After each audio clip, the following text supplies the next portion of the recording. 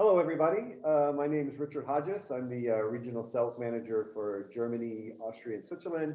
A little bit about myself. I'm a brewmaster, actually. I actually trained in went to school in Germany for that and worked several years there also as a brewmaster. Prior to that, I was actually a brewer in America and kind of cut my teeth around 2000 or so on craft beer. We'll be doing this today with my colleague also, Nicholas, if you'll introduce yourself as well. Hi everybody, my name is Nicholas Sunnen. I am the regional sales manager for the Benelux countries and for Spain. I previously worked for around 14 years at Duvel Moortgat, mainly in sales in Belgium and France and Germany. And I was the beer ambassador of the brewery for like 6 years. I have a small brewing degree and also a beer sommelier degree. So happy to be here to be with you guys today. Excellent, excellent. So we're going to kind of get right to the point here, but before we start, just want to kind of go over a couple of things that we're going to talk about today. As you can see in the title already, hops and non-alcoholic beer and some other beverages, which I think are pretty interesting as well. They're using some Yakima Chief hops in the meantime. The first thing is we're going to give just kind of a brief overview about the processes. That's not really our focus today so much.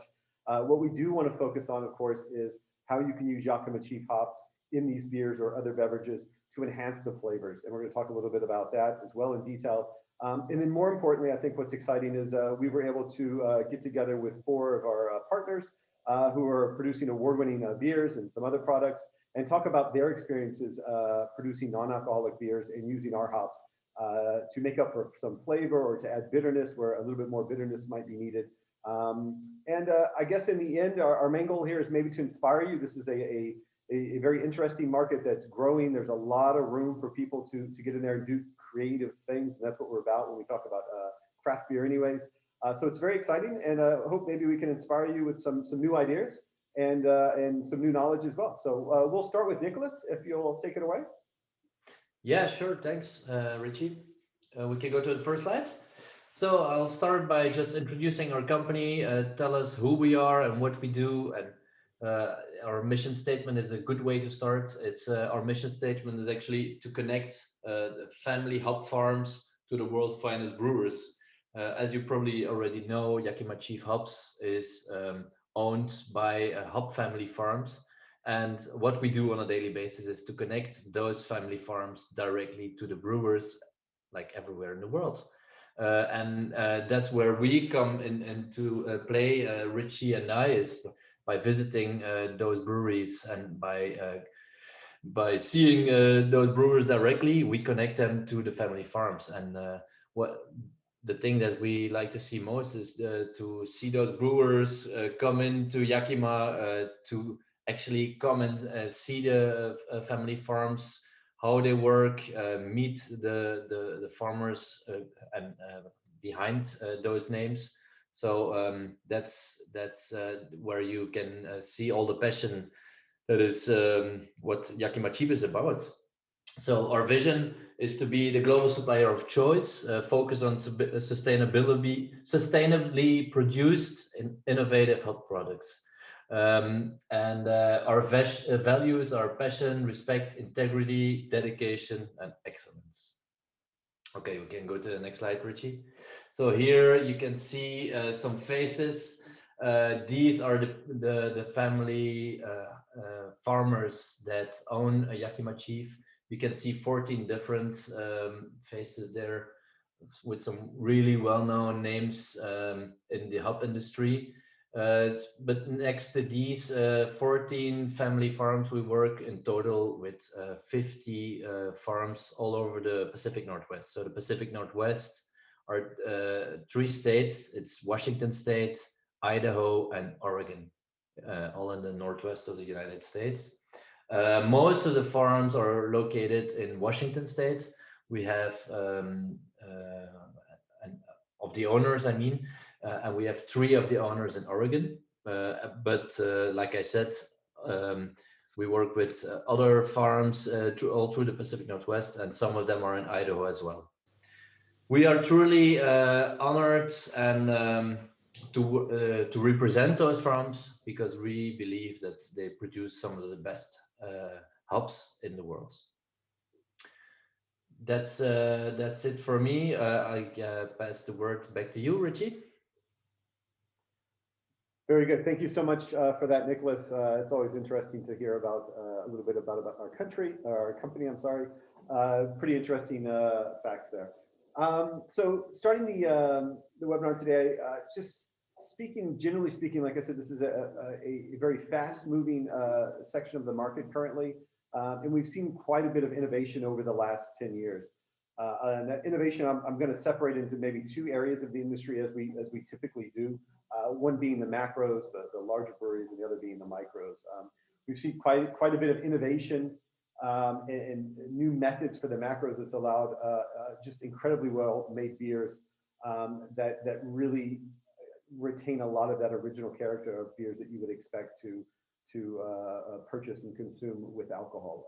They've done quite amazing things in the last 10 to 15 years. But we're also seeing now for micros, which is also very interesting for us, is access to new methods, including yeast strains that previously existed, of course, but had not been used maybe in this way, are now allowing, I guess it's more accessibility for the micros to be able to produce these beers without having a lot of the equipment. But we'll get into that in just a second. So we expect, as the trend has been for the last 15, 20 years, even though it's been mainly a product of the macros, the growth for non-alcoholic beverages is growing steadily and very quickly, and we expect to see that as well in the future. But what we're seeing now, which is really exciting, is now also in the micro areas, the microbreweries are also getting into this, and we feel it's something that's very exciting. And yeah, we want to talk a little bit about it today. So the important thing here with dealing non-alcoholic beers, I think, I won't say there's a stigma attached to it, but we probably have a lot of preconceived conceptions about maybe who the consumer is, maybe from age, or maybe there's a reason why they can't consume alcohol. But I don't think that maybe those notions of what we think of the typical non-alcoholic beer drinker really apply to what's going on now in the last 10 to 15 years. We're talking more about not someone who has to abstain from alcohol, or maybe is what we typically would think about with non-alcoholic beverages, but rather we're talking about moderation. Moderation has become a key word and something that has become more important to consumers over the last 10 to 15 years. We've also seen, of course, here in the EU, stricter alcohol laws as well in the last 10 to 15 years. And therefore, people are reaching to alternatives where they can still enjoy that beer after work with maybe their colleagues, and still be able to maybe drive a vehicle without have to worry about being impaired. And that's a huge benefit, of course, of non-alcoholic beers as well. The typical age range, we're not talking about this is a beer for old people. This is actually 25 to 45 years old, and this is where I would put the typical craft beer consumer. This is where 25, you get out of the college, maybe you finally get your first job, you have some expendable income, and you can purchase the finer things in life.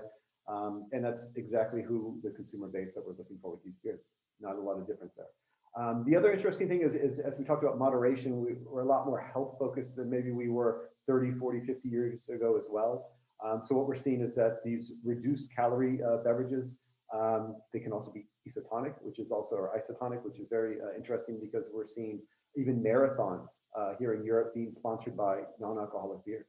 And that's really interesting that they're speaking to the health conscious, the very active and very sport-oriented consumer as well. And that's also a new market and very interesting, I think, for brewers as well.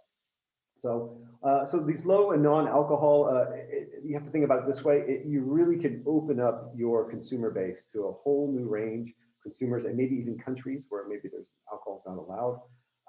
It's really endless possibilities right now, and it is a hole that is looking to be filled in the craft market for sure. We speak often about, of course, being in Europe with many different languages as well. We talk about non-alcoholic beer or alcohol-free beer on a regular basis, and often use those interchangeably. I just want to touch on that a little bit, because typically speaking, from an industry standpoint, we generally use those interchangeably, whether it's generally speaking is going to mean up to 0.5% alcohol or even 0.0, which is something a little bit newer that we're seeing on the market. I think the first time I saw it was maybe 10 years ago from one of the larger breweries in Germany.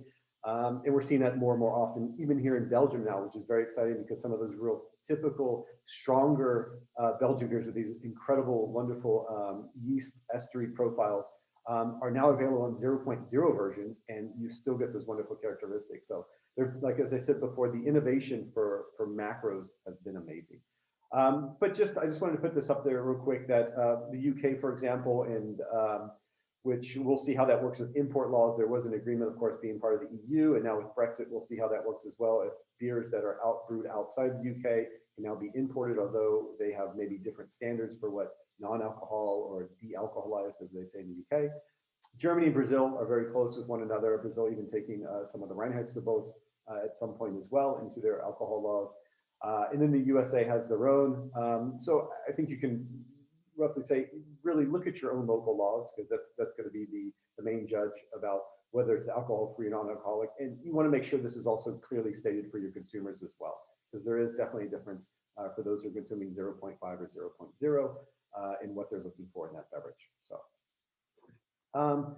So here's where we get to the fun part. A challenge for me, especially when I was a brewmaster, a challenge, especially in the brew house, was always something that I was up for. And with non-alcoholic beers, it's going to create a few different challenges, and I think that's where the creativity comes in that we've seen with the innovation over the last 10 or 15 years.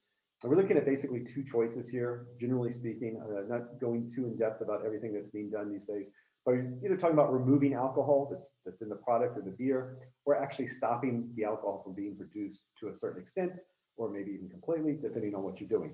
The traditional methods, which included, for example, arrested fermentation, which is still very typical, especially as my time in Germany. This is a very typical process you see for non-alcoholic beverages. And then you also have a thermal removal. And these were the ones that we've seen for the most part for the last 15, 20, 30 years going back. There's a few different problems that you face with these methods. One of them, of course, is if you have a arrested fermentation, it's not going to allow for important esters and other aromas to form during fermentation. Since you're leaving quite a bit of sugar, maltose in the beer, they often tend to be overly sweet, maybe sometimes cloyingly sweet, depending on the original gravity of the beer. And they would also have, as a brewer standpoint, you would get it right away in the aroma, this really strong flavor of wort, which we all know as brewers, how this smells and tastes. And it's not necessarily a quality that we want in our beer, and therefore it's a non-alcoholic beer. It always had a difficult kind of tricking the mind into thinking it was beer because it tasted like unfermented beer, wort. So that's obviously some of the challenges.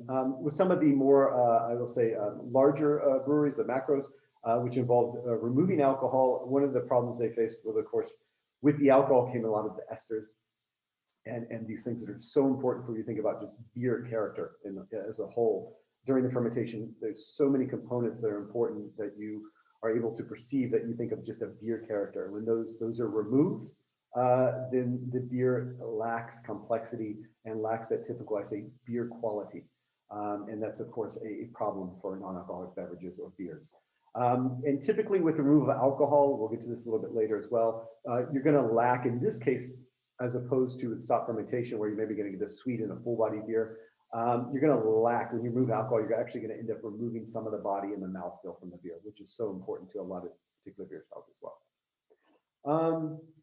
So continuing on this, so reduction in alcohol being produced, and this is speaking to more the micro craft brewers among us. The great thing about this is you can actually use existing equipment, which is already found in the brewery.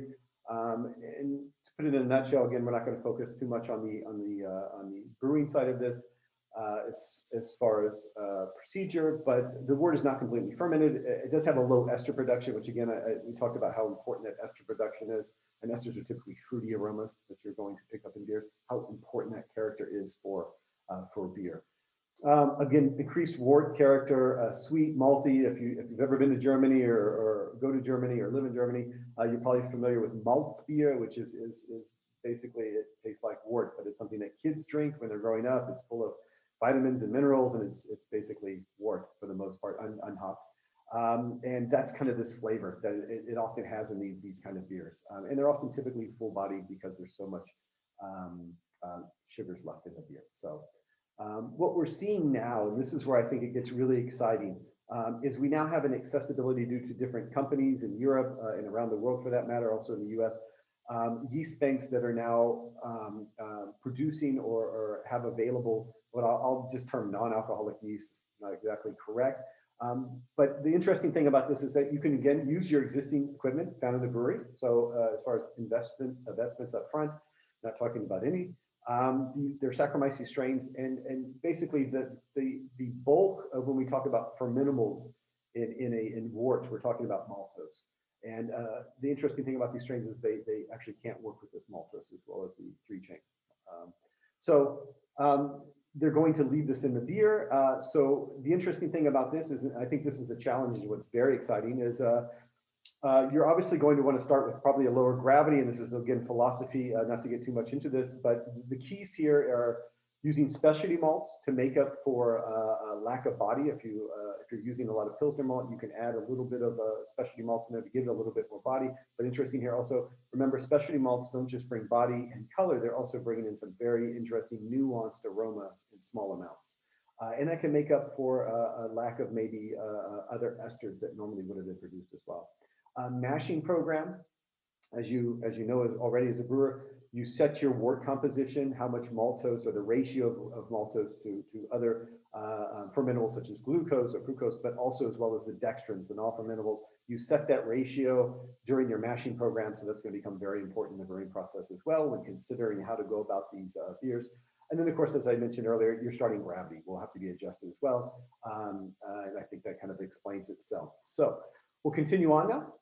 And now, again, just a brief overview here of the macros, because it does get very complicated, and this is very condensed, I will say up front. But if you use your favorite search engine or shoot us an email, we can give you a little bit more detail, or contact some manufacturers, of course.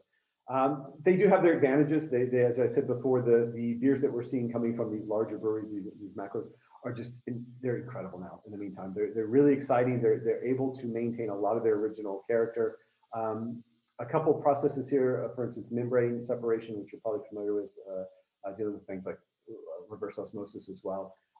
They have an advantage over the vacuum, or we'll come to that in a second, that there is no thermal disadvantage. You don't have to heat the product in this case to remove the alcohol. You can do it through membranes. There's even a dialysis style removal. It does, of course, come with high costs for equipment.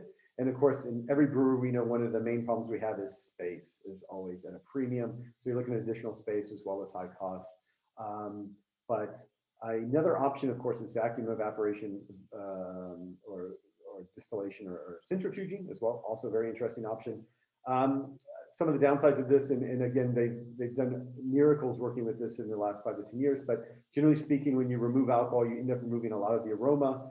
You're also going to be removing body. Carbonation, also an issue that larger breweries deal with these type of devices, and often can even enhance unwanted flavors in the beer that's maybe didn't want to maybe put up front.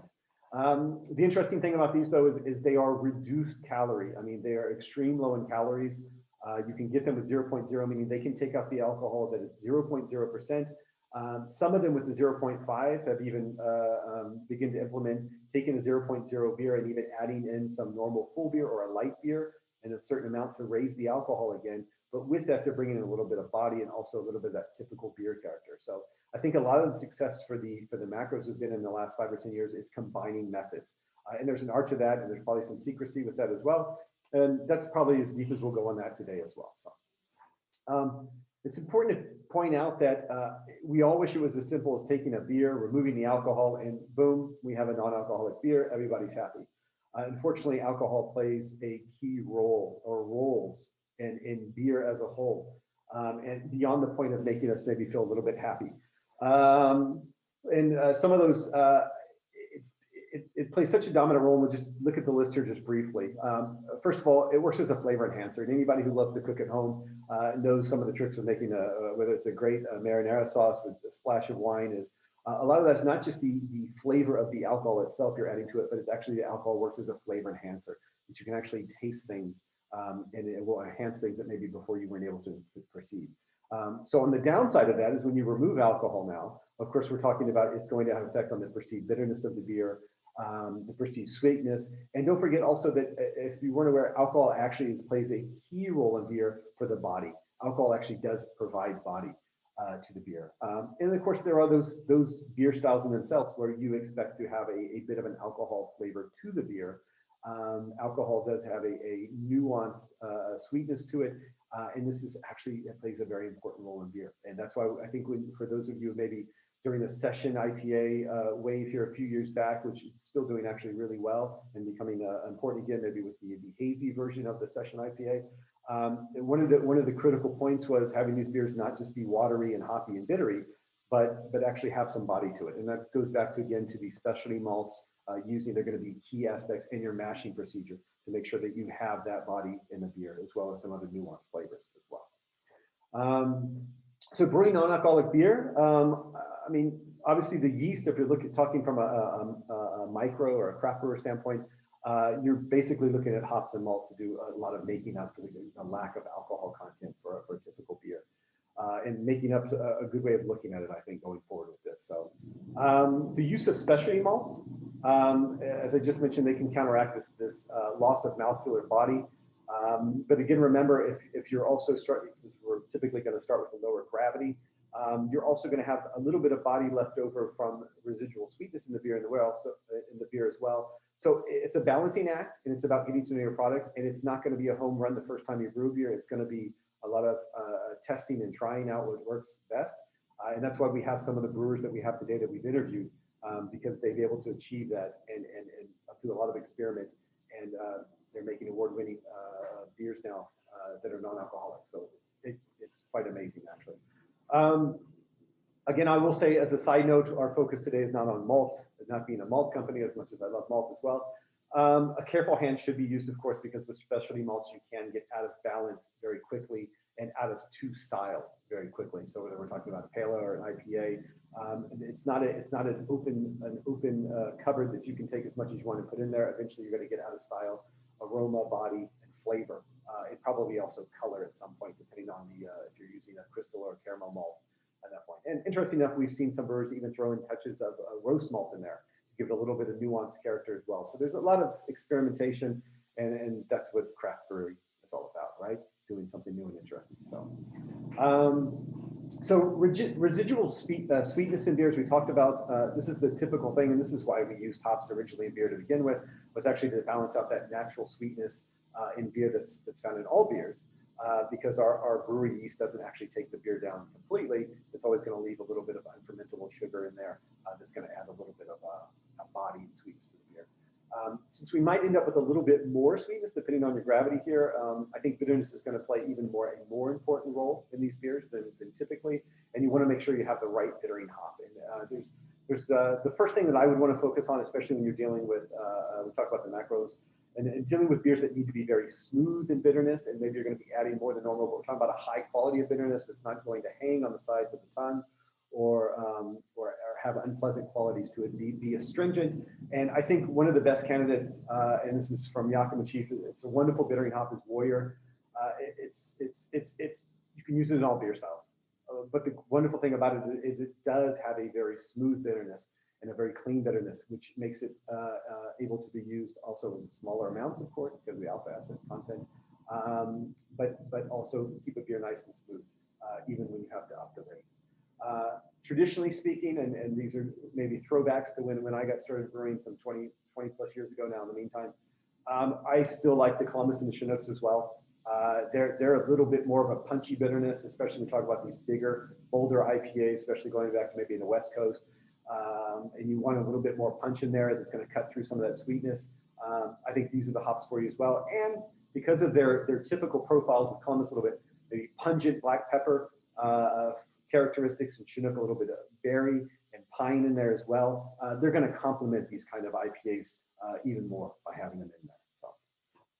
So, continuing on with the theme now of how hops can aid in the perception of a non-alcoholic beer.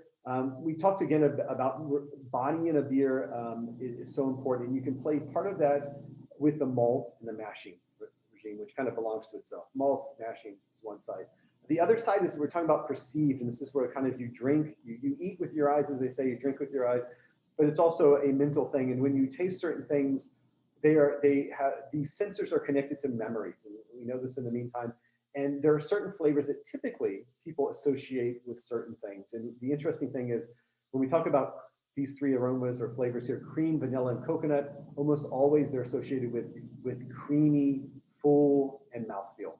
And so this is one of those tricks that we can do, and these are wonderfully hops on their own, but by adding these little bit, especially with like Sabro and Talus, and we talk about these Neo-Mexicanos things, the hops, they often come with like a kind of a cream, coconut, and often wood and vanilla. And these flavors kind of lead to the mind thinking that this body already has a little bit of more fullness to it. And I think this is something that to be played with and experimented with as well. And I think that's something that has a lot of area to be explored. The next thing we talked about, maybe lack of complexity, and even going back to the last hops as well, they add, of course, incredible complexity to the beer.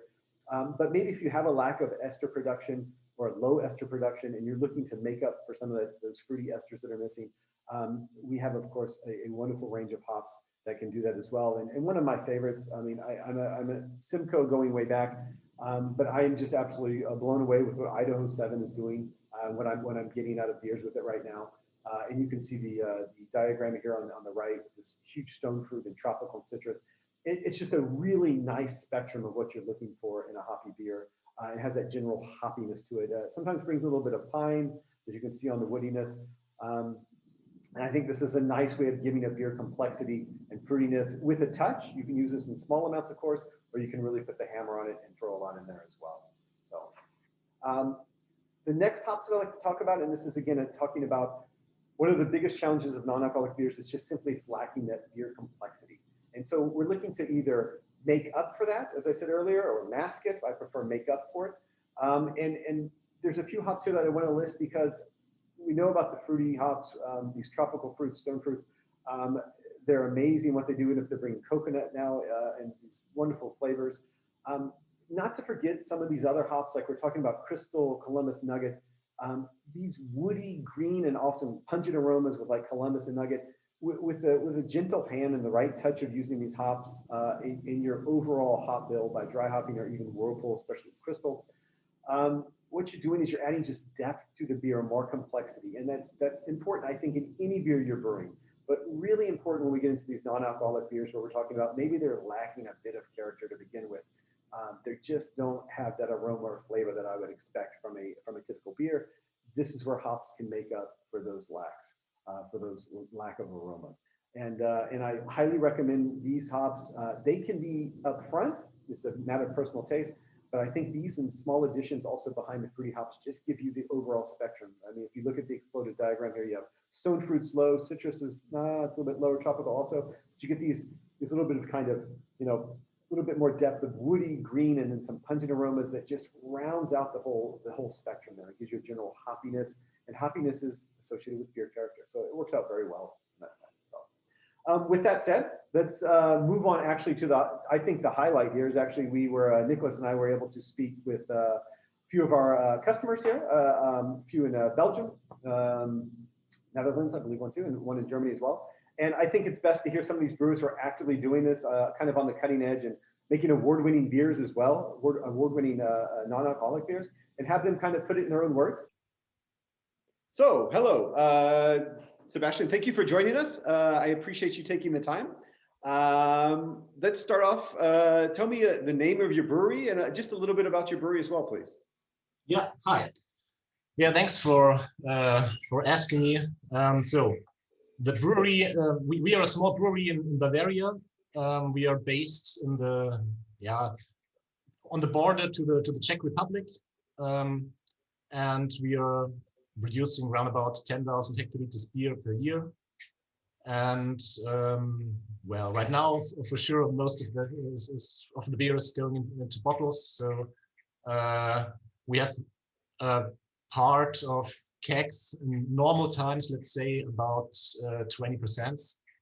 But we really did a really good job last year. So we nearly covered all the lack of kegs into bottles. So that worked really good. Very good, very good. And today we're, of course, talking about non-alcoholic beers and with American hops in this case as well. So what kind of non-alcoholic beer or products are you producing in your brewery? Right now we are producing 3 different non-alcoholic beers. We have a non-alcoholic IPA. We produce a non-alcoholic wit. Such a Belgian beer style, so you should know this. We are producing a non-alcoholic coffee porter. And we plan to launch a new beer this year. It will be a non-alcoholic lager. Okay, very cool, very cool. And can you tell us a little bit about the methods? You mentioned an IPA, which I assume has some American hops in as well. Can you tell us a little about the methods or the process that you're doing to produce this beer? We are using a special yeast that is not able to fermentate maltose, and so we have a special treatment in the brew house, and we are trying to get the content of single sugars really low. So we have this kind of yeast that we are able to produce non-alcoholic beers. Oh, very cool, very cool. And what about your philosophy as far as hops? Because obviously producing a non-alcoholic beer is, as you just described with the yeast, quite a bit different process, whether it's mashing or whatnot. When you're looking at the hops, how does your philosophy change, or how is it going toward these non-alcoholic beers? Yeah, I think when you think about non-alcoholic beers, you always have the problem that you have a lack of taste, let's say, because of the alcohol that is failing. And one method to cover this for me is hop aroma. So when we are using the hops in the non-alcoholic beer to cover the lack of alcohol, let's say. And this works really well. And sometimes when I make tastings, I start with the non-alcoholic IPA, and most of the people are not recognizing that it's non-alcoholic. And that's I guess that's part of the deal with non-alcoholics is having a product that people can drink, and it's a replacement for that beer. F1. I will just open it right now. So just yeah, I wish I have one here, but I understand I haven't been able to travel to you lately, unfortunately. So yeah. So this is the so we won the European Beer Star, the gold medal in 2019. Okay, congratulations on that. Okay, and I had read that, of course. Gained quite a bit of notoriety with this beer. Also a little bit different method brewing it than the typical maybe stop fermentation, where you get a little bit more of the wort character in there as well. So going forward with like the hops and the philosophy, you're using some of our hops in this beer as well. Which hops are you using, if you want to talk about those hops, and why those particular hops that they work well in this beer for you? Well, in this particular beer, we are using a Simcoe. Okay. And Simcoe we choose because the other hop that we're using is Mosaic, Calista, and Chinook. Okay. And for me, Mosaic and Simcoe is fitting really well together. So I like the lychee aroma of the Simcoe and the passion fruit also. So this is one of my favorite hops, let's say. Oh, excellent, excellent. And what is the role of the hops? You talked a little bit before. It's about giving the beer a little bit more, maybe aroma or flavor. What about bitterness versus the aroma in the beer, and how do you approach this in a non-alcoholic beer versus if you were going to produce a traditional, say, West Coast IPA or the non-alcoholic? Do you think about this? Yes, go ahead. Yeah, the bitterness, we have around about 45 IBUs in this IPA. Okay. And for me, this is also an important point because it gives us a certain crispiness to the beer, to the non-alcoholic beer. So this is also helping to cover the failing of the alcohol. Yeah. Okay. Okay. And you mentioned a second ago, which is a great thing. I think the European Beer Star, you said 2019, I believe, you won an award, which is amazing. Also, just as important as winning awards is the consumer feedback. How is the consumer feedback, especially your area in Bavaria there? This IPA is already probably a little bit untypical still, even though it's been a few years now, but now a non-alcoholic IPA, this is not even typical anywhere in the world at the moment. How do the consumers respond to this beer? Yeah, you're completely right. It's really not a typical Bavarian beer style, but it's funny with this because we also have pale ale and other beers in our portfolio, but the non-alcoholic beer, it's also, perhaps I have to have one more point to the question before, because this beer is also kind of sweet a little bit because of the maltose that's still in the beer, and because of this we give a really high bitterness on it, comparable to other non-alcoholic beers. Okay. It's funny that there are really a lot of people liking this beer who are not liking craft beer normally. Because I think you can, as a beer drinker, you can consume this beer easily. You think you're drinking a normal beer, a normal hoppy beer, and yeah, it's the consumers' feedback is really, really good. And how is that for those that, if they're drinking, I say a standard alcohol IPA with maybe 6.5% in that range, and then they drink one of yours, how is the comparison for the consumer? Are they surprised? Are they overwhelmed by that they're so similar, or what's their feedback when that comes to? Yeah, the majority is really surprised that that they are not believing at the beginning that it's non-alcoholic. So this is always the yeah, and we have really fans of this beer. So the feedback is really, really good. Excellent, excellent. And how does this work as far as your portfolio as a whole? I mean, you're as you said, you're in a Bavarian brewery, which means I assume you have the great Helles, Weizen, and these wonderful beers that your consumers have probably enjoyed for many decades now. How does this work in your portfolio, introducing a non-alcoholic beer? It's not even a Helles or Weizen, it's an IPA. How does that work for you with your customers? Yeah, that works. On the one hand, it works for the common customers. Sometimes it's a little bit disturbing, yeah, because it's also comparable to the other beers. It's really, really expensive. But the majority, you have to talk a lot. You have to show it to the people. You have to convince them. But once when they tried it and when they really also the gastronomic part, when they put it into their portfolio, normally it works. Yeah. It works good. Okay. And you mentioned pricing, so this is always an interesting question because the method of producing it is different. It's also an IPA with quite a bit of really good American hops in it. How does the pricing compare to your other beers that you have in your portfolio? Well, we have two different beer lines. We have the traditional beer line, we have the craft beer line, or the creative beer line, how we call it. And well, it's the pricing is nearly 3 or 2 times the traditional beer line. So, but it works. So it's okay.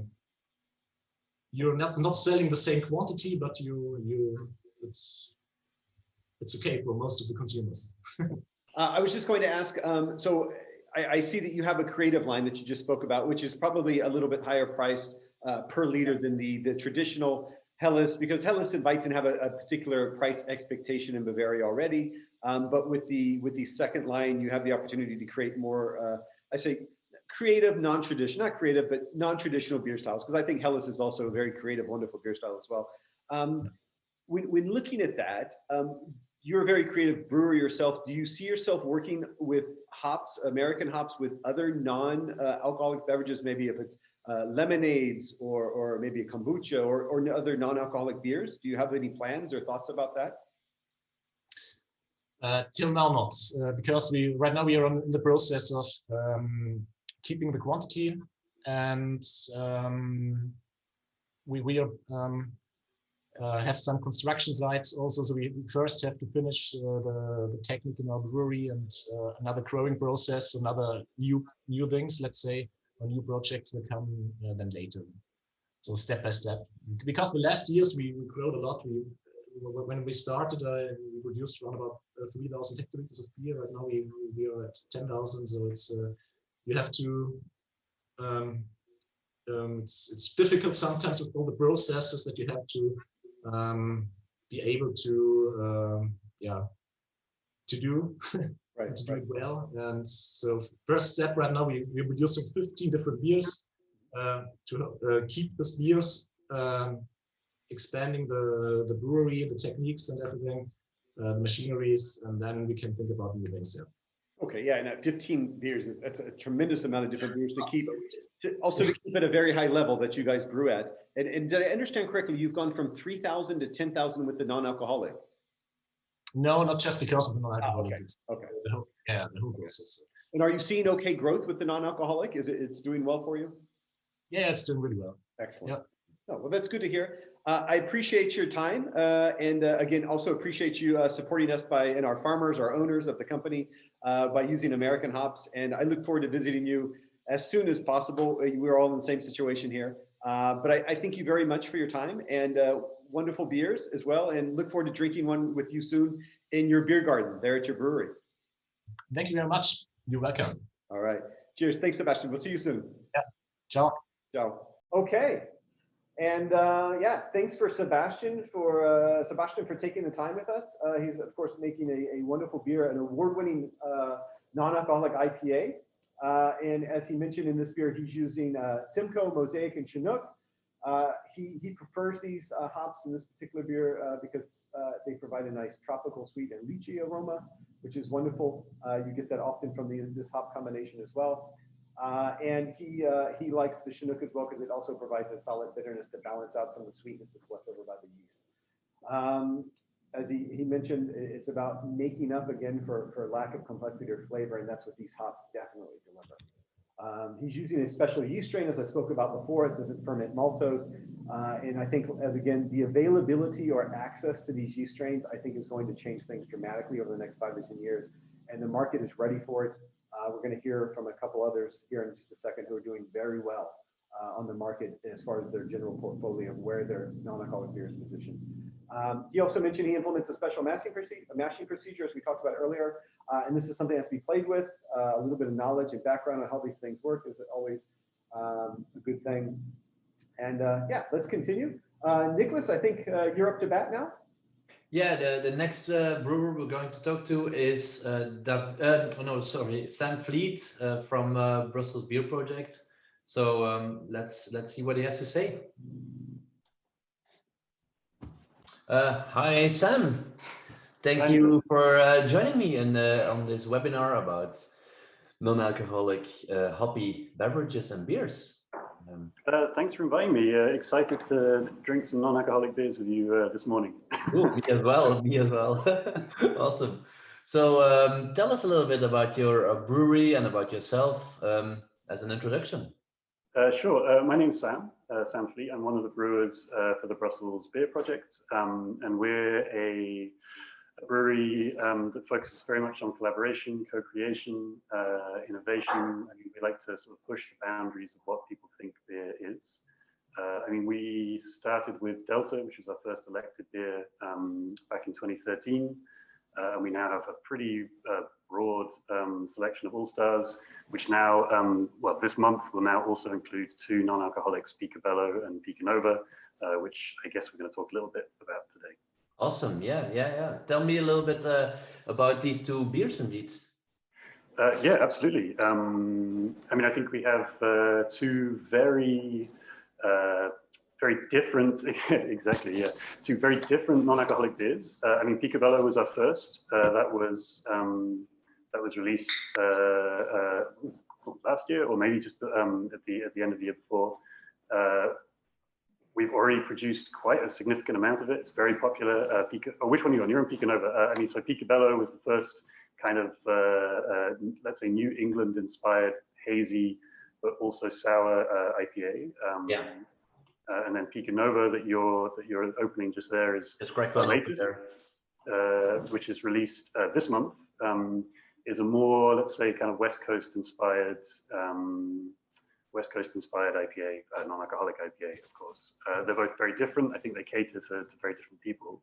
But I like to think that they're both a lot of fun.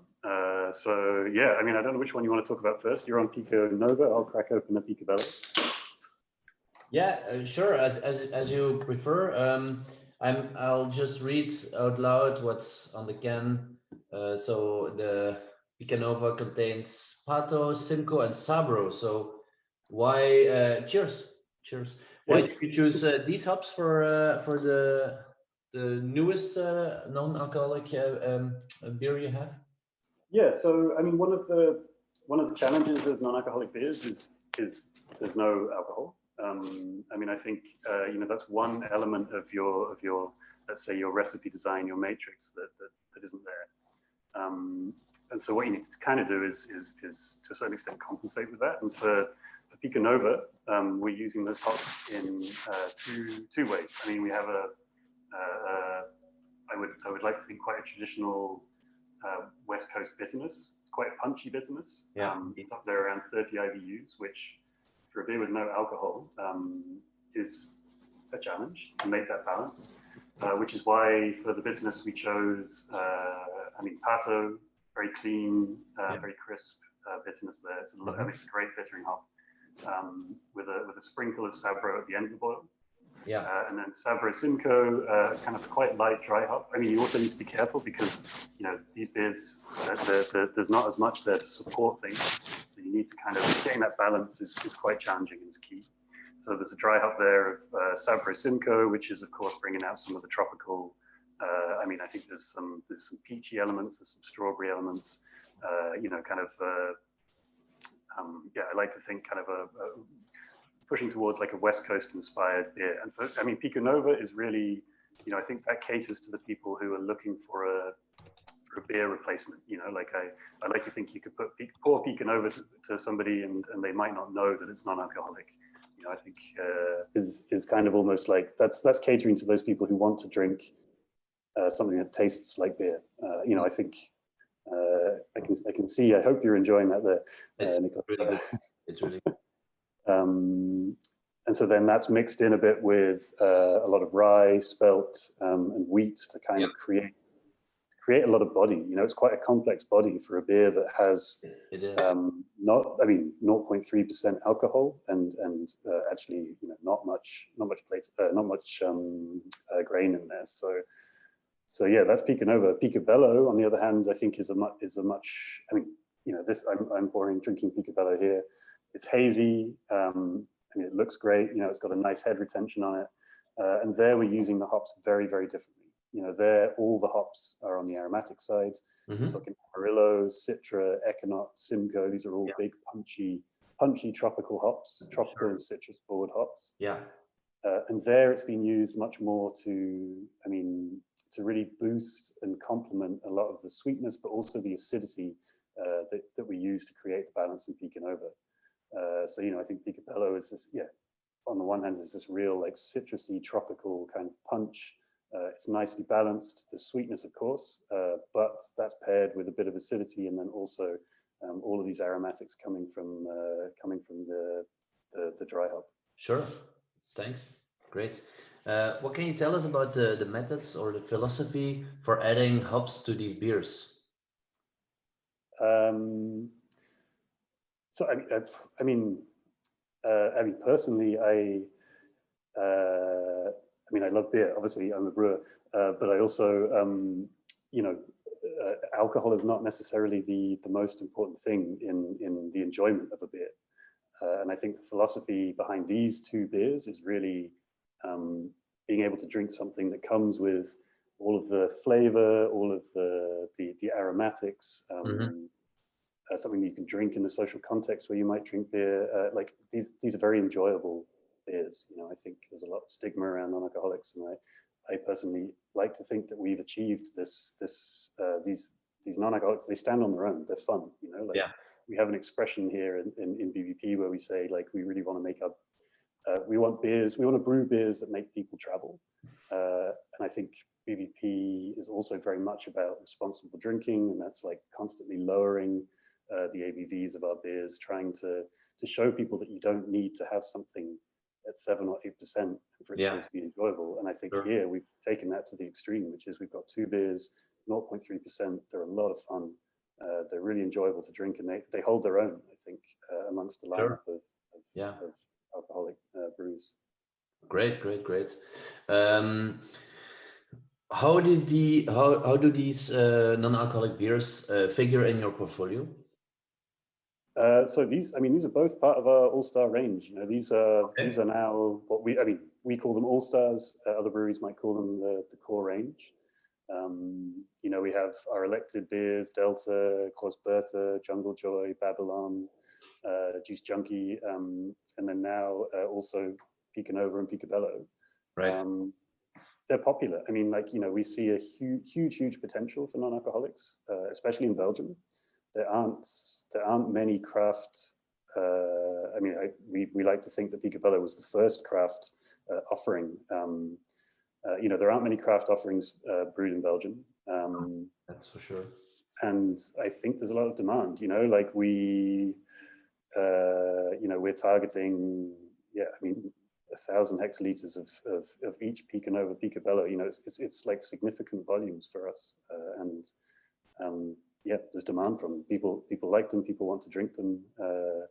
And of course, you know, in Belgium we have Tournée Minerale coming up in February, where the shortest month, of course, where everyone enjoys. Indeed. I'm always participating, and I'm really happy that you guys are making such tasty non-alcoholic beers to get me through that month. Yeah. So thank you for that. Can you tell us a little bit about the pricing compared to your regular portfolio?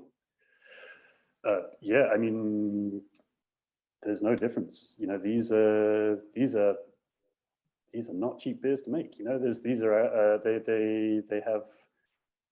I mean, some of these Picobello has more hops than some of our core range brews. You know, Sure. like these are packed full of grain and hops.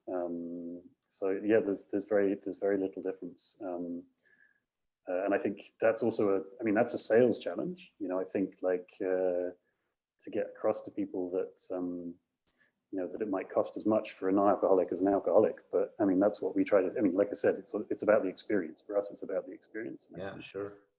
How is the consumer feedback to these hoppy non-alcoholic beers, especially Picobello, since the other one has just been launched? So I guess you don't have a lot of consumer feedback, but Picobello has been around since like a year or so, or even... Exactly. Yeah. No, and feedback is good. I mean, Picanova is it sells well. People enjoy it. I mean, of course, this is a challenge. I mean, as you know, in Belgium, low ABV is basically below 6%. Indeed. So, you know, it's there's a real sales and communication. Sorry, a real you know, communication challenge there. Yeah. Which is, you know, the non-alcoholic beers, they can be fun. You know. Yeah. Sure. They're fun. You drink them. They stand on their own, but that's difficult in a country where everyone is used to drinking beers that are at least 6, often more. Yeah. But I think we're getting there. I mean, the Brussels Beer Project crowds, they love hops. They love hoppy, bitter drinks. Yeah. You can fit into those categories. So I think. Sure. Right. Cool. I have only one final question for you, and that's asking your opinion about what kind of other non-alcoholic beverages or beers with hop might become popular in the future, or do you see yourself developing in the future? I think that's a good question. I think it's a great question. I think the Belgian craft scene and the drinkers are really starting to wake up to those, let's call them alternative fermentations. You know, there's some great products out there, like whether it's kombucha, kefir, even some you know, naturally fermented seltzers or lemonades, let's say. Hops can factor into all of those. You know, like you can.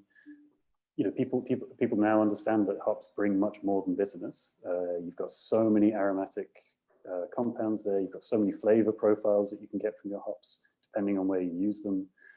So yeah, I think that's opening people's minds, and I think there's not really a limit to where you can put them. I mean, hopped kombucha, why not? Hopped seltzer, why not? You know, like BVP are always exploring the boundaries of what beer is, what fermentation is. So I mean, there are no solid plans right now, but I definitely wouldn't rule it out. Cool. Awesome. Well, I'm looking forward to that. Yeah, me too. Me too. Great. Well, thanks really a lot for your time and all the info.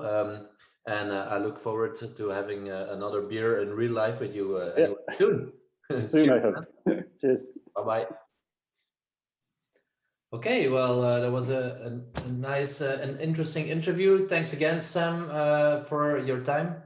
Yeah, just to summarize, the two non-alcoholic beers that they are producing today and that we've talked about are Picobello and Piconova. The first one, Picobello, is the one that was launched over a year ago. It's a New England IPA inspired sour. They use some Amarillo, some Citra, Equinut, and Simcoe to deliver these nice tropical and citrusy aromas. The great thing about that beer, in my opinion, is the perfect balance between the acidity, the sweetness, and the bitterness. It's a very refreshing beer. And the latest beer they have developed, they've launched it at the beginning of this year. It's called Pico Nova. It's rather a West Coast IPA inspired beer. They use Pato to deliver a solid and clean bitterness, and then they use a classic Simcoe, and then the rather the newer hop variety Sabro to deliver a very tropical and peachy aromatics, and some strawberry even. And it's a little maltier and yeah, way more bitter than the Picobello. So the next interview is with Ronald Vandestreek. He is one of the founders of the two founders and owners of Vandestreek beer in Utrecht. Let's see what he has to say. Hey Ronald, thanks for joining us on this presentation about hop in non-alcoholic beverages and beers. Thanks for having me. Well?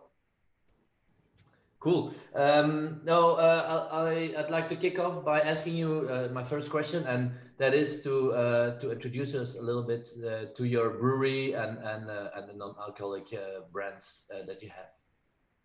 Okay, I'm Ronald Vandestreek, co-owner of Vandestreek Beer. I founded the brewery together with my brother Sander, and we've actually been brewing for 11 years at this point. First at home, of course. And after 3 years, we decided to start brewing commercially as a gypsy brewer, so in other breweries. So we're talking 2013 when we started. And of course, non-alcoholic beer was no part of what we did back then. No. We started brewing non-alcoholic beers in the end of 2016. Okay. Started out as a gimmick, actually, just to push our own limits and push our own boundaries and see where we could take it in a series called Playground Series. And yeah, from one thing came another. And yeah, it led to us having a lot of non-alcoholic beers. You asked for those as well. We're brewing the Playground. We're brewing the Fruit Machine, which is not so hoppy. We're brewing the Grapefruit IPA. And we recently added a New England variation. There we go. Amazing. Which is the Fun House. Cool. That's a lot of different products. That's really cool. And why did you start with these non-alcoholic beers and beverages? So basically, the transition for us as a brewery or as a company from being gypsy brewers to opening up our own brewery, we kind of communicated that with a series named the Playground Series, because this was going to be our playground, our place where we could finally do what we want, our place where also, just like in a playground, we could learn a lot. And in that series we did a lot of new stuff to us, and all of a sudden we were like, let's see if we can make a non-alcoholic IPA. Awesome. And well, can you tell us a little bit more about the methods you are using to produce these NA beers? Definitely. We were brewing gypsy brewing back then in Germany as well. Okay. And of course, in Germany, you have a bigger tradition of non-alcoholic beers. Yeah, sure. And we went to the brewmaster there, who is educated in brewing and also had experience in making non-alcoholic beers. And we asked him, how do you normally make a non-alcoholic Weizen, for example, a wheat beer? And then also asked the same question, like, why can't we put a lot of hop in it? And there were about 5 reasons why not to do that. Of course, there's the hop creep, which causes a little bit of extra alcohol. Okay. Then the whole process of the fermentation, there's not a lot of sediment in these beers. Like the yeast doesn't settle out too much, so the hops don't come down in the tank as easily as you would normally want. Okay. And there were quite some problems to overcome to do it.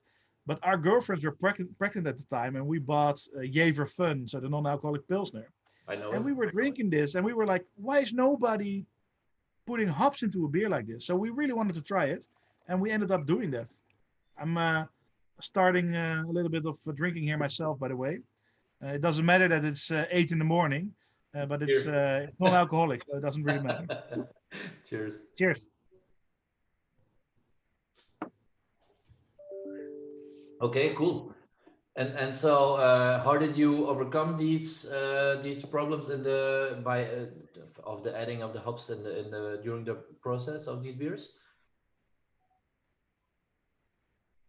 Of course, some of this is a big secret. Yeah, obviously. But we tested around with a variety of yeast strains. Okay. The process itself has been adjusted. Compared to brewing a non-alcoholic Weizen, for example, it takes way longer for us to brew it. Okay. So our playground actually has a tank time of 3.5 to 4 weeks to make it the way it is. I see. And that's really crazy for a non-alcoholic beer, because fermentation, that process is ready in the first 2 to 3 days, so to say. Can you tell us a little bit extra about the hop varieties that you're using? Definitely. In the playground, we use a lot of Cascade, Mosaic, Citra, and Columbus. Okay. Where Columbus is one of our go-to hops for the bittering. Sure. And Mosaic, Citra, and of course Cascade are for us, for IPAs, kind of go-to hops for the aroma. Yeah. We use hops throughout the whole process. So there's bittering hops in there, there's whirlpool hops in there, quite a bit, and then there's also dry hop, of course. And we do this. Okay. We do this in a traditional way. We just open up the tank on the top, add all the hops in there, and then we burst the tank a few times with CO2 pressure from the bottom to make sure that all the hops are in suspension for a longer while than they would normally be. Okay, cool. What role do the hops play in the final beer or beverage? Because I mean, we are hop heads, so to say. We love our hops. We love our IPAs. So without hop, this beer would be completely different. For sure. You smell it as soon as you open the can, as soon as you open a bottle. Hops is the main flavor maker, the main taste of this beer. Does it add anything to the body, to the mouthfeel? Not completely sure. However, I would like to say that normally in any brewing experience, bittering hops could add that. And especially for me, Columbus that we use in this one is one of those, I would say, fattier bitterness. So for me, there's herbal bitterness. There's this more thick, fatty bitterness, Right. which to me, and this is of course also a matter of flavor, but to me it really comes forward with a hop like Columbus in this case. Okay. Which you know, if you get your bitterness from, I don't know, from Amarillo or Simcoe or from old school hops, so to say, East Kent Golding or whatever, Magnum. To me, you don't get this fatty bitterness. Right. So in that sense, I would say it adds to the body as well, definitely. Mm-hmm. Okay, cool. How is the general consumer feedback to these hoppy NA beers? I mean, we opened up a crazy market here by launching that first beer in that series. We've never experienced before that the demand for a beer was so high for such a long time. So if we normally brew a special, we were able to sell it, for a few months, and then the interest gets lost really, really quickly. But because we were the first to make a non-alcoholic IPA, at least here in the Netherlands, we kind of stirred it up a little bit, I would say. Right. And still to this day, I mean, from the first moment that we were able to brew it in Germany, we were always struggling to get enough supply of it. So we would have like 40 hecto coming in every month, for example, and we would pre-sell everything and get it out of the door on the same day that we got it in. Okay. Then we would start doing 80 hecto batches per month, Right. and the same thing kept happening. So once we had our own brewery opened, and we also invested in the stuff here to be able to make a non-alcoholic beer ourselves. Yeah. From there on, we were listed in retail, in the retail, in supermarkets, it really took off from there. So for us, crazy enough, our non-alcoholic IPA is our main beer in the brewery. Okay, okay, that's amazing. That's amazing. That's your best-selling beer in your portfolio. Yeah, definitely. Cool. And by now we're really proud of that. But back then we didn't really know. Do you want this? Do you want? I mean, we didn't get into brewing 11 years ago because we wanted to make a non-alcoholic or a healthy or a like we just were two brothers making beer, and we still are. But now we make a lot of non-alcoholic beer. And really tasty non-alcoholic beers, so that's awesome. Thank you. Maybe a small question about the pricing compared to the regular beers, to the rest of your portfolio. How do the NA beers compare to the regular beers? They're slightly cheaper, but that's mostly due to the excise being lower. Right. I must say, we're recording this in January. I just ordered a shitload of non-alcoholic beers from some website. I had to pay €4 for a can for some brands as well. Okay. So apparently pricing is not a thing. We've always tried to keep these beers, let's say under €250 up to now. The playground is in the supermarket for around €2. Okay. Always a bit lower than the ones with alcohol, of course. Right. But yeah, but it's craft beer. It of course is more expensive than 0.0 from one of the major lager brands. But then again, this has so much flavor. Of course, of course. I have one final question for you, Ronald. In the future, what kind of other non-alcoholic beverages or beers with hop do you think might become popular, or do you see yourself developing? Well, I think first of all, in the beer category, there's a lot to still learn, experience, Okay. and also experiment. Right. We just released the New England IPA. We are experiencing from batch to batch some differences in hoppiness, for example. So how does the hoppiness compare to the grains and the malts, which Right. are of course, if you use a lot of wheat and a lot of oats, there's a different balance in such a beer. We also made a non-alcoholic or an iced tea, of course non-alcoholic, so a hoppy iced tea. We released that last year. It's not in our portfolio at the moment, but I think it was really fun to do. So I think there's possibilities for hops there as well. I don't hope that we're gonna do any seltzer type, watery, hoppy water type stuff. But you never know what people will like. Yeah, so I think in the beer category, non-alcoholic beer category, there's still a lot to be developed. I mean, there's so many flavors that you can get into a beer. Hops, of course, but also from other ingredients, and of course, you always need some hops to make it bitter. Yeah, and I'm actually quite curious to learn as well, Nicholas. Yeah, sure. That's what this video is all about, and we're interviewing different sites to get the whole picture. But this was really interesting, and you guys are really rocking the place with a lot of different non-alcoholic products and adding hops to those. So I had your iced tea last summer with mosaic hops in it. It was really refreshing. So I hope you're going to make some more of these products as well in the future next to the beers. First, we need some more tanks. You do. I can understand. But you plan on doing so though? If we have enough tank space and the market is ready for it, and I mean, I love it. And in our tap room itself, the iced tea was going quite fast as well. So I'm definitely not against making that again. However, beer first for us. Beer first, always. Sure, I can understand. Cool. Well, thank you very much, Ronald, for your time, for all the info that you gave us, and we'll keep in touch. All right. Cheers. Take care. Cheers, man. Bye. Okay. Well, thank you so much for your time, Ronald. That was again a very interesting interview, in my opinion.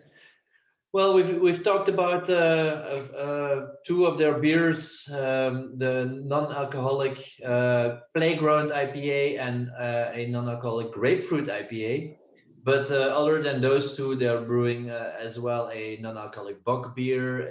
They have a New England IPA as well, non-alcoholic, and they've even experimented with a dry up iced tea. So some success as well with that. So they are doing multiple products.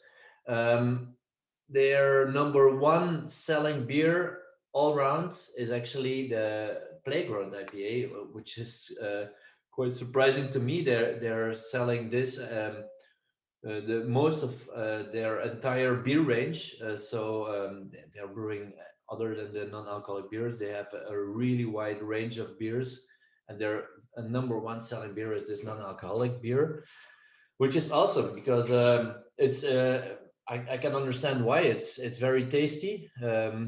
And they're using hops like Columbus, Comets, Cascades, Citra, Mosaic, and Simcoe. The bitterness comes from the Columbus hops. They're a big fan of those variety of that variety to balance any sweetness in the beer and to provide some mouthfeel. And well, after the next interview will be with Yugen, and I pass the word back on to Richie.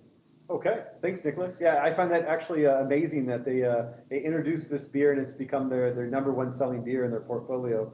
Just kind of once again kind of shows what's possible with these beers. And I think where you finished there also with they've experimented with a dry hop iced tea is a great timing, of course, because the next interview I would like to go into, and our final interview for the webinar as well, is with Yannick. And Yannick makes makes kombucha. We're going to come to that in just a second in the interview. And he has some interesting ideas about using hops in a product outside of the beer universe. So it's quite interesting for us as well. Let's see what Yannick has to say. Hi, Yannick. So thanks for joining me and taking some time out of your very busy schedule. I hope you're doing okay. Yeah, thank you, Richard. Thank you for inviting me. I'm very happy to be here. Yeah. Excellent, excellent. Yeah, I'm excited to talk to you a little bit about your product because it's interesting for us, obviously, since you're using some Yakima Chief hops in it. That's really cool for us. Also outside, it's a non-alcoholic beverage, but also outside of the realm of beer is also very interesting. What can you tell me a little bit, just a little bit of background about your company, what you make exactly? Might be a good start. Yeah. So Yugen is a kombucha brand. It's a Belgian kombucha brand. So kombucha is fermented tea. It's an ancient drink. Supposedly the Japanese samurai used it before they went into battle, but those are probably just stories. But now it's growing in popularity across the globe. Kombucha is pretty much everywhere now.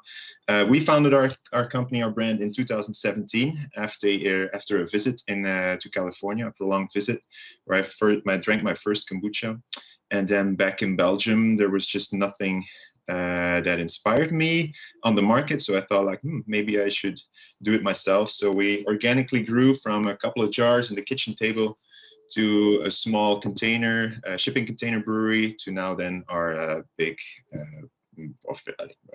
state-of-the-art brewery, or official brewery. Yeah. You have your own production facilities that you're producing in as well. We have a bar and tasting room, and also a production facility in Ghent in Belgium. Yeah. Oh, I don't know if that was an invite, but it sounded like an invite to me, so I definitely will be stopping by with. Yes. Well, yeah. After COVID, it's gonna be more pleasant, but yeah, the shop is still open. But normally we do a lot of events. We have a tasting room, like the American model of a brewery slash bar. Yeah. Excellent. No, it sounds really, really cool. I can't wait to come by and check it out. Speaking about the product, then, why hops? How did this happen? It's a very interesting product that you're making, but also the combination of hops is, I assume, atypical since it's coming from Japan. Yes, normally kombucha is brewed with tea. I don't know if you've ever seen kombucha or like what it looks like. I have my home brew pot right here. So this is a typical kombucha jar, and it has, you see here, the SCOBY. This is like the mushroom, as they say. It's a strange beast. Normally, like beer is brewed with just a single type of yeast, but kombucha is brewed with a SCOBY, and the SCOBY stands for, it's an acronym that stands for Symbiotic Culture of Bacteria and Yeast. So there's more than one type of yeast and bacteria in there, and they form the cellulose disc, which is actually a byproduct of the fermentation. But yeah, kombucha is typically brewed with tea, but then Yugen is a bit different. We try to mix it up a little bit more, make it more interesting. So we also add a ton of herbs and fresh juices, never from concentrate or aromas, but just the real deal. And there are grapefruit hops right here. Is one of the major herbs in there is the hops, mosaic hops of Yakima Chief. So yeah, very excited about this flavor. It's new, pretty new, but yeah, it has hops in there. Yeah. Yeah, I think you mentioned mosaic hops. Is that correct? Mosaic hops, yeah. Okay, and how, yeah. I'll just ask you straight up. We have a lot of hops, a lot of wonderful hops. Mosaic happens to be one of our more popular hops as well, for the reasons you probably know. What did you to Mosaic over, say, Citra or Simcoe or some of the other ones? What did you like about the Mosaic? Yeah, it was a struggle really for us to find the right kind of hops, because there are so many and they're all very, very good and interesting and new and inspiring to us. I think in total we tried 20 different hops. Initially we thought like Citra is going to be the one, you know, with the combination of the grapefruit. It's done before, so we thought like this is going to work well. But we have a kind of a strange product. This kombucha is unpasteurized. So it's still raw. It's a living beverage. So dry hopping is a bit of a risk for us, because you introduce a lot of wild new yeasts into the brew, yeast and bacteria that maybe we don't want, probably we don't want in there. So that's why we do have to steep or boil the hops a bit. Mm-hmm. And we found that the mosaic hops has the most aroma and flavor for the amount of bitterness that we receive, and we want as little bitterness as possible. So that was a very tricky exercise for us, like making a safe product, because we have to heat it a bit, the hops, but also having that full aroma without like that bitter aftertaste, because that's not what people are used to in kombucha. I see. And so you're actually just kind of, I guess you could use the word, it's like pasteurizing, or a very gentle process, just to make sure you're not introducing any additional, whether it's a wild yeast or bacteria, which isn't so typical for hops, but of course can happen, which would upset the microflora that you have already in your kombucha. Makes sense. Absolutely. Yeah. Because the kombucha is always chilled. We keep this in the fridge always. It's a fresh product. So introducing stuff in there that can ferment further outside the fridge would be hazardous. So yeah, 20 different hops, you know, all over the place. We tried the old style hops. It's new for us. We are tea people. We're not beer brewers. We're not familiar with hops, but I made a small list here where we tried Cascade, Fugle, Golding, Pilgrim, Simcoe, Palisade, Mosaic, Sabro, Idaho, Chinook, Centennial, Citra, Nelson, and so forth. And finally we said like, yes, Mosaic is the one. Yeah. Well, it's good to hear you got through some classics too, because they bring some woody characters, some nice floral characters, a lot of different things. For this particular one, it's a grapefruit. How did you find, what does the Mosaic end up bringing to this at the end of the day for your product? What did you like? What did it enhance, or what did it support in the flavor aroma profile for you? Yeah. So because we use already a good amount of juice, so the citrus notes are already in the brew. 4% of grapefruit we use in a bottle. So we really just want to enhance that and bring that floral character more in there. And also maybe a bit of the bitterness, but mostly just like aroma. It's in combination with other herbs also. There's citrus zest in there, orange blossom, and lemongrass. So all very, very citrusy flavors. But just the combination with the Mosaic just makes it more interesting. Yeah. Yeah. No, it sounds incredible. And what's been the feedback from the customers? Because kombucha is a little bit, I assume, new for the Belgian market, but then also now hops. In addition to that, U.S. Hops in it from Yakima Chief. It has to be a very yeah. We try to be on the edge of what's interesting and new. That's why we also sometimes we peek to the US, like what's happening there in the US market, and see what's trending, and then try to bring that to Belgium. But Belgium is classical. We're not always like on the edge of innovation. Yeah, to your question, like people like it. It's only been in the market for 5 months, so so far it's at the beginning of the commercialization. We see that most shops have introduced it in their shelves, so that's a good sign, and the customer feedback is positive so far. But the real judgment, the hard numbers, will come next year when we can really compare it. But so far, so good. Yeah. Excellent. Now, And no, go ahead. yeah, like IPAs and everything with hops, craft brewed is in. So it's I think for Yugen, we always saw ourselves more as brewers connecting with the beer brew scene than with the soda beverage industry. The first festival that we did was actually a beer festival in Ghent. And it was funny, like it started in the morning and it was 3 days. And the second day, all the beer brewers of all these classical breweries were coming and hang out around our booth, drinking kombucha in the morning to get ready for another full day of probably drinking a lot of beer. Right. So yeah, it's fun to be connected to that scene more than to the soda. Right.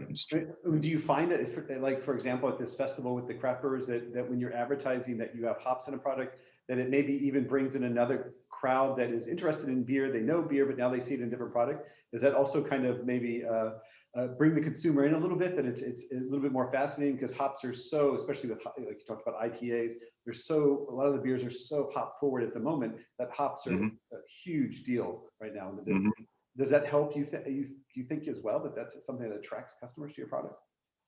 Oh yeah, for sure. Yeah, hops is a very cool product to work with. You see it more and more. Like a couple of weeks ago, I had a tea brewed, like an iced tea with carbonated iced tea with hops. Just like seltzer water with hop, and then a bit of white tea and green tea in there. So you see it pop up more and more in other products, not traditionally beer, cocktails with hop, maybe kefir with hop. I don't know. There's you can do so much with hops. It's just yeah, why not? Yeah, and I couldn't agree with you more. In my own brewing experience, there's such we talked about it earlier, a palette of different flavors and aromas you can get from hops. It really could find something for everything, and not to peek too much into the I say the boardroom or the secrets of what's coming next for you. But do you have interest, or could you see yourself? You mentioned iced tea a second ago. Maybe having some other products where you could see the bitterness from hops or the aroma or the flavors from hops working well. Yeah, we are definitely working on new products also. But we still have a long way to go with kombucha. It's still a very unknown beast. So we have 6 flavors, both in glass. So the pineapple chili is also brand new, and we have the cans. So there's still there. It's one of the 6 flavors for us. So we have to still educate a lot of consumers about like what regular kombucha is, why our kombucha is different than the others. So yeah, still a lot of work to do.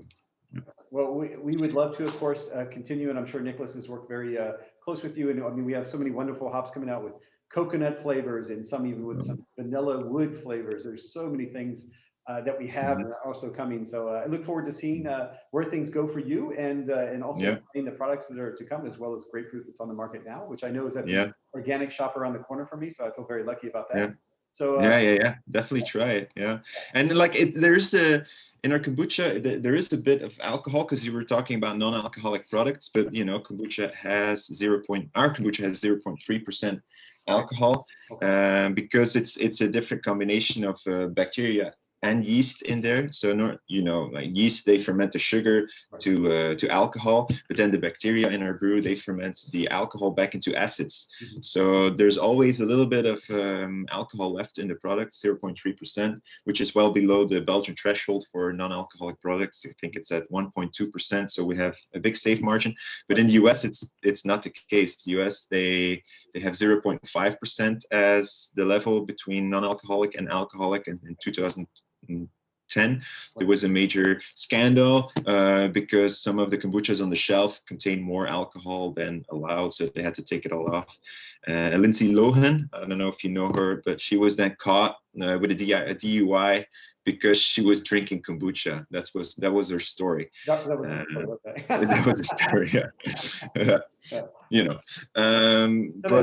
yeah. Non-alcoholic is, I think people are just looking to more quality now these days than for quantity. It's all about the story and the craftsmanship of the product and the brand behind it and people behind it, and just people want something that they want. Consumers today are more conscious about what they put in their body. So if it's alcohol or non-alcohol, I think they're just looking for more quality products. So both industries are thriving now. I think craft alcohol and also craft non-alcohol. Okay. It seems contradictory, but they can both exist at the same time. Yeah. No, absolutely, and that's a lot about what we're talking about today. Is especially dealing with non-alcoholic beers, or those in-between beers, or just on those nights where you want those flavors, but you don't necessarily want the alcohol, or maybe for an afternoon lunch, can't have the alcohol possibly for whatever. Just wonderful alternatives, and I think what you have there is also even an alternative to non-alcoholic beer. This is a product that's for anyone, children, anybody could consume it, enjoy it, and they'll also be able to enjoy these wonderful flavors that we're doing with hops these days. Wonderful thing. Flavored water is one of those major products now, or niches that is growing so hard. Flavored water is everywhere. Seltzer water, and I'm sure that hop could be a nice flavor in that category as well. Absolutely, that's what we're hoping to, and we wish you all the best of success. And like I said, I look forward to visiting, and Nicholas will probably have some new samples for you as well, because we have a lot of great flavors. And appreciate you taking the time. Appreciate it very much. Richard. And we'll talk very soon then. Thank you very much. Okay. All right. So thanks again for Yannick for taking his time to talk about his company, Yugen Kombucha, as well as one of his specialty products here is, as you see, grapefruit hops. Pretty cool stuff that I can actually find on my shelves here in Antwerp. So that's actually really interesting. So it's a fermented non-alcoholic beverages, and of course kombucha, as he said, it's going to vary depending on the manufacturer. In his case, it's 0.3% ABV. Customers have been drawn to this because what's interesting about hops in the meantime is they become so popular and well known to even on the consumer side of things, that when they see that hops are in a product outside of beer, it's also a draw, and it's a factor, and it's something that makes them want to try the product that they're interested in. And he also has the benefit of, he makes a really good product, actually. It's really, really nice. So he's infusing this actually with Mosaic from Yakima Chief hops. He thinks that the bitterness in this case helps balance kombucha, which sometimes tends to be a little bit sweet, because he's adding some natural juices that lends a little bit of sweetness in there as well. And the little bit of Mosaic bitterness helps balance that. And then, of course, the hop oils in there are going to provide this nice citrus floral aroma that blends really well. I can vouch for it, absolutely. Wonderful product. Again, thanks for him for taking the time. And I think that's another exciting thing. Not just non-alcoholic beverages, but outside of that, looking forward also other beverages that can be produced in the brewery or outside of a brewery with hops as well. So to wrap things up here real quick, again, I hope you found it interesting. I hope that there were some new things for you. I guess our main goal today was to inform you about what's kind of going on out there. It's pretty exciting. It's new terrain. It's very open, and maybe also hopefully inspire you. It's going to require a lot of creativity, but I think that's one of the fascinating things about being a brewer. Everybody's going to do it a little bit different, and we're going to have a lot of wonderful results on the market. If you need anything, again, I'm for Germany, Switzerland, Austria. I'm there for you. I also do take part at the bottom here. You see we have Brewing Help at Yakima Chief. If at any point you have some questions about hops or with recipes or whatnot, shoot us some emails there. I take part in that as well as some of my wonderfully experienced colleagues in the U.S. And we have just a plethora of information and experience between us that we're there to help you with your hop needs. And also, I'll let you sign us off, Nicholas. Thanks again to you, Nicholas, for helping me out as well. Well, thanks to you, Richie. And thanks to everyone for watching. I mean, and hope to see you, all of you soon at in real life at some kind of beer festival or a beer convention anywhere soon. So thanks again, and see you. Bye bye.